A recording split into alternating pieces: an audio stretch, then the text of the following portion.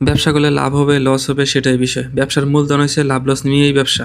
তো যাই হোক, আলহামদুলিল্লাহ আজকে কি মাল কিনলাম এবং কি মাল বিক্রি করলে কয় টাকা লাভ হলো এবং কয় টাকা লস হলো পুরো ভিডিওটা দেখেন তাহলে বুঝতে পারবেন। আসসালামু আলাইকুম, আর শেষে ভালো আছেন? তো গত কদিন আগে যে লাউগুলো নিয়েছিলাম আলহামদুলিল্লাহ এগুলো বিক্রি হয়ে গেছে। যেহেতু এগুলো বিক্রি করে বলছি তো আজকে আসলাম বাজারে কিছু লাউ কেনার জন্য। তো লাউ লাগবে, এর পাশাপাশি আর কিছু সবজি লাগবে। তো দেখি কি কি নেওয়া যায় আজকে বাজার থেকে। অবশ্যই ধৈর্য ধরে পুরো ভিডিওটা দেখবেন তাহলে বুঝতে পারবেন সৌদি আরব কিভাবে সবজি কিনতে হয় আর কি। তো যাই হোক, এদিকে লাউটা লিয়ে যাইতেছিলাম কিছু শাক কিনতে হবে আর কি। তো আজকে শাক কিনতে যাচ্ছি, মূলত দেরি হয়ে গেছে বেশি, কারণ শাক কিনতে যদি সকাল সকাল যায় তাহলে একটু ভালো শাক পাওয়া যায় আর কি বাজার থেকে। তো যাই হোক, দেখা যাক কি শাক নিতে পারি আজকে বাজার থেকে। মূলত যে শাক ভালো পাবো সেটাই নিবো আর কি। এই শাকটা তেমন একটা শাক বিক্রি করতে পারিনি, তো আজকে দেখি লাল শাক আছে মোটামুটি ভালোই। তো দেখি লাল শাক নিয়ে কি করা যায় আর কি। আজকে বাজারে আইতে দেরি হয়ে গেছে বেশি, তো তেমন পরিমাণ শাক তেমন ভালো নাই। তো যাই হোক, এদিকে লাল শাক দেখতেছিলাম, তো বাইরের কাছে বলছিল শাকগুলো দেওয়ার জন্য। তো যাই হোক, এদিকে লাল শাক নিলাম এক বস্তা। তো দেখি বিক্রি করে কয় টাকা লাভ করা যায় আর কি। তো এদিকে বড় ভাই ডাকতেছে, বলতেছে আমাকে শাক নিয়ে যান, আমি আপনার ভিডিও দেখি। যদি আপনাদের কাছে আমার ভিডিও ভালো লাগে তাহলে অবশ্যই ফলো করে দিবেন, শেয়ার তো করবেন, অবশ্যই লাইক শেয়ার করতে বলবেন না। ইনশাআল্লাহ ভালো থাকবেন, আল্লাহ হাফেজ।